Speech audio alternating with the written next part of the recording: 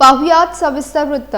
तळा शहरातील आंबेळी आदिवासी वाडीत भीषण पाणी टंचाई निर्माण झाली असून ग्रामस्थांना मोठ्या अडचणींचा सामना करावा लागतोय।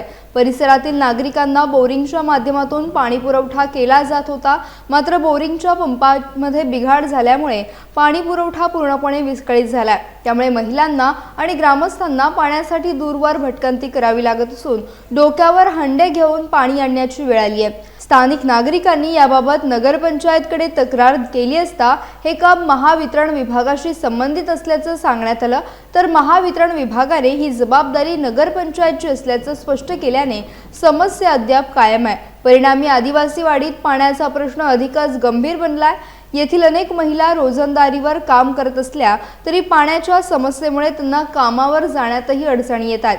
या परिस्थितीची दखल घेत शिवसेना युवा सेना उपजिल्हा प्रमुख तथा नगरसेवक रितेश मुंढे यांच्या पुढाकारातून टँकरद्वारे पाणी पुरवठा सुरू करण्यात आलाय। तसेच आंबेळी आदिवासी वाडीतील पाणी टंचाईची समस्या कायमस्वरूपी सोडवण्यासाठी नगरपंचायत प्रशासनाने तातडीने उपाययोजना कराव्यात अशी मागणी करण्यात आली आहे।